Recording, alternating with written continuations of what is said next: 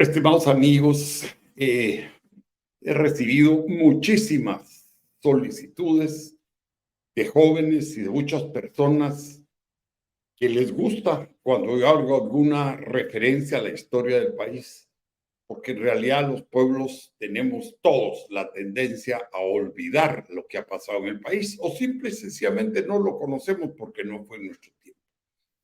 Yo ahora me he impuesto la obligación, pero con mucho gusto, de poder contar cápsulas de la historia de Guatemala, sobre todo aquellas en que me tocó vivir. Y ahora, pues voy a contarles a ustedes un poco sobre lo que es el nuevo Código Procesal Penal.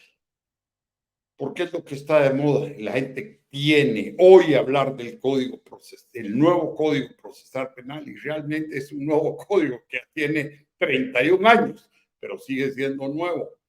¿Por qué? Porque es un código que fue realmente nuevo en América Latina. Muy pocos países tenían el procedimiento que en Guatemala se implantó. Naturalmente, esto surgió como una iniciativa de algunos diputados, de algunos abogados que querían ver modernizada la justicia penal en Guatemala. Y entonces una comisión de diputados en la que estaba Edmond Mulet, estaba Rafa Rodman, estaba Oliverio García, bueno, habían un grupo de diputados de ese entonces, se formó esa comisión y se contrató al abogado Contreras y como asesor al licenciado Alberto Herrarte, quienes ayudaron a formular el código. ¿Qué es la diferencia entre ese código y el código que teníamos antes? Les cuento que antes el Código Penal de Guatemala era un código inquisidor. ¿Qué quiere decir eso? Para ponerlo en el ambiente que cualquiera puede entender.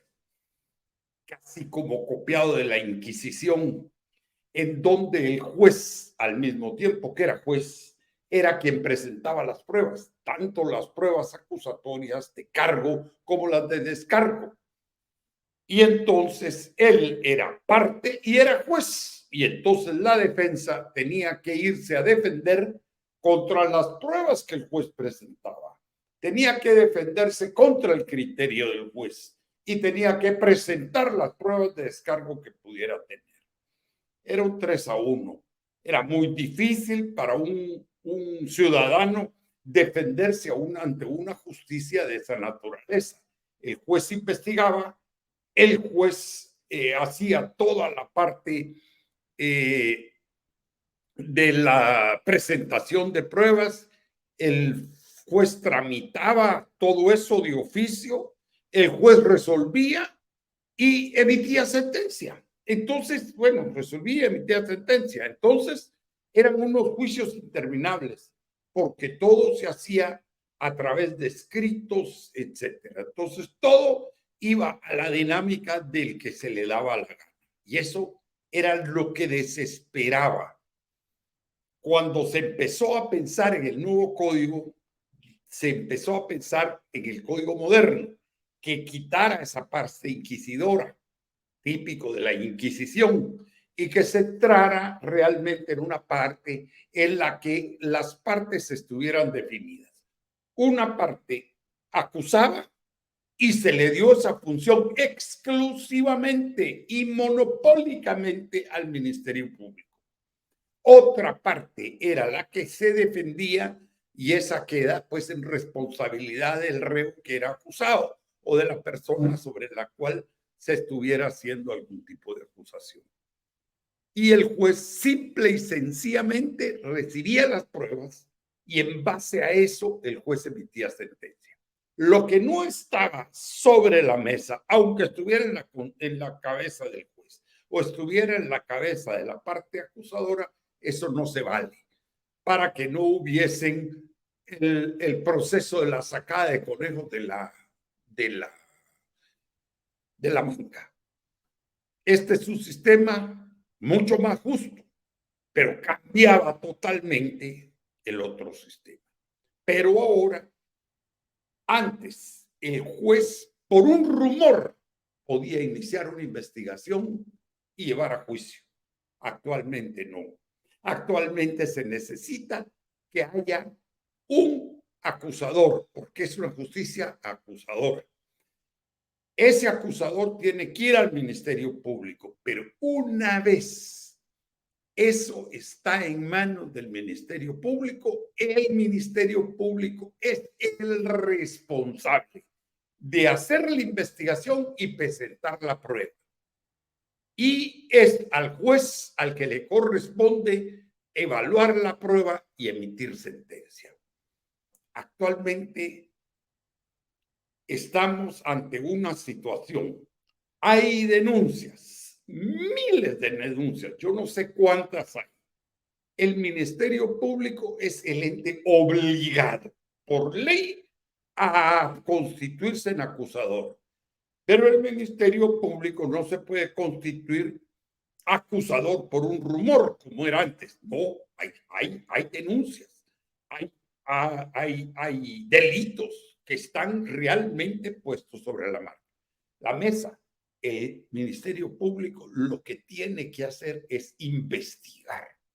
Por eso a mí me llama poderosamente la atención que una persona que es dirigente de un partido político, que ha sido diputado y que ahora está pretendiendo ser presidente de la República, venga y diga que quienes lo están persiguiendo tienen que irse porque son un atentado contra la democracia, porque están investigando. Eso no es así, señor Arevalo. Usted está cometiendo un error garrafal. Sus asesores lo echaron de boca. Yo no sé si usted es abogado o no, yo no soy abogado, pero he estado tanto tiempo trabajando en la formulación de la ley que más o menos la conozco. Pero quiero decirle que eso es totalmente fuera de orden lo que usted dijo.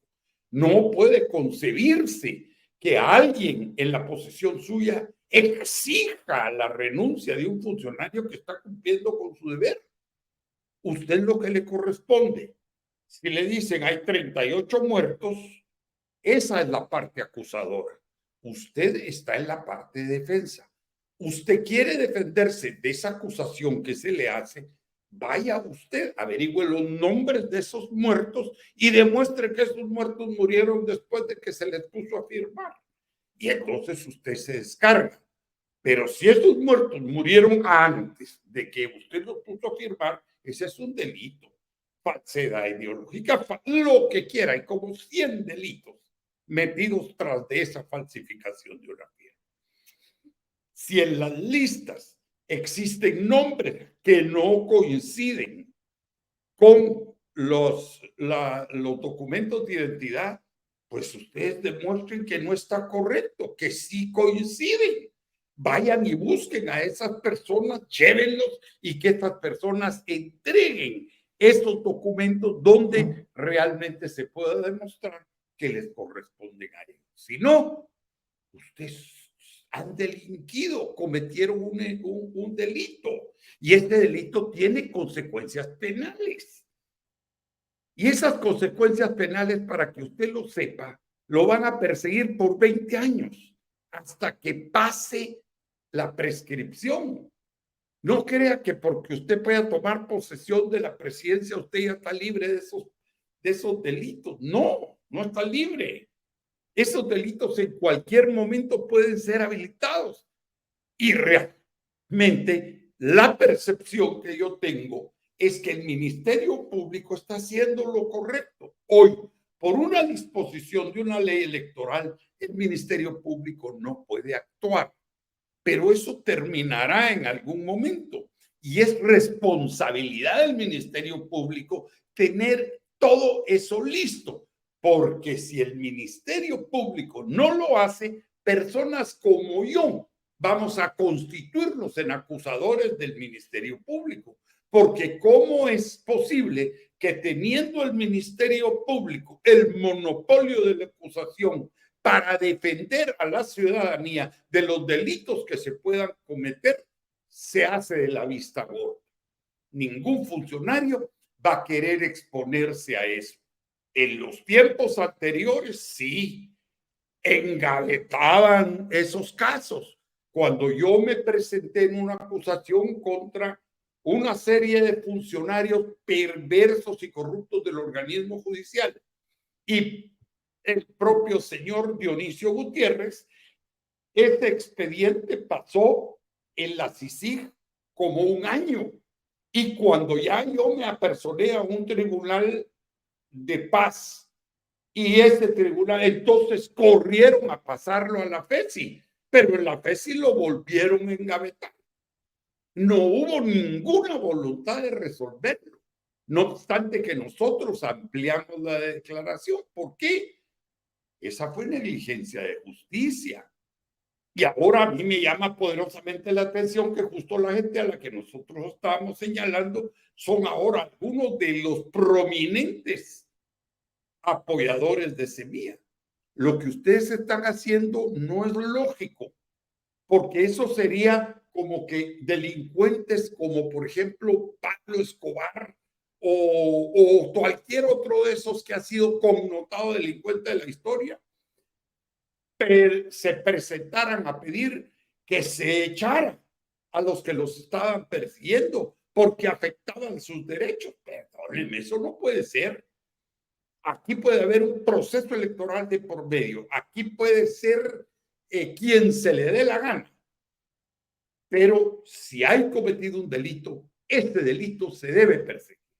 Si ustedes hablan tanto de que están en contra de la corrupción, pues le quiero decir que la forma de combatir la corrupción es precisamente haciendo que la ley se aplique y dándole al Ministerio Público todo el apoyo que necesita para llevar a cabo la investigación. Si después de esta investigación el Ministerio Público, porque no existen pruebas o porque no tuvieron la capacidad de encontrar esas pruebas, no puede concretar y fundamentar sus peticiones y sus acusaciones, pues ustedes quedan en libertad. Pero además, como le vuelvo a repetir, ustedes tienen todo el derecho para poder presentarse. En este caso, yo creo que va a ser después del 1 de noviembre, al día siguiente del fiambre, en que ustedes van a tener que presentarse. Sin lugar a duda, a presentar sus pruebas de descargo. Quizás ese día ustedes pueden ir al cementerio, sacar los muertos y llevarlos allá que testifiquen. Cosas como esas yo creo que ustedes podrían hacer. De otra forma, perdónenme, están fuera de lugar. Y quiero decirle, muy, muy mala impresión. Y más deplorable es que ustedes estén corriendo al exterior a quejarse y a decir que hay un acto de persecución contra ustedes. No, persecución contra ustedes no hay, que yo entienda. Yo he oído muchas veces al señor Curuchiche y a la señora fiscal explicar que simplemente lo que ellos están haciendo es investigando. Y si ellos están investigando, lo que están haciendo es cumpliendo con su poder, con su función. Yo fui el que puso, comuníquese y cúmplase. El que mandó a que esa ley fuera dada a conocer a través del Diario de Centroamérica y el que le puso la firma como presidente constitucional de la República para que esa ley fuera una ley de la República. Quiero decirle, señor, que esa ley es una ley moderna, es una ley que le da a todas las personas la posibilidad de defenderse. Ahora, como por ejemplo en el caso mío, pues lamentablemente fui el que reaccionó la ley, pero la gente que usted defiende fue la gente que engavetó mi caso y que no se les dio la gana proceder con él. Y me han tenido en un impasse de 30 años. Pero esa es la realidad. De acuerdo, yo me la tengo que tragar. Al fin y al cabo, ya pasé humillaciones, exilio y una serie de cosas. Pero algún día yo espero que alguien me haga justicia, o que por lo menos puedan presentar las pruebas que tienen contra mí. Que no las hay.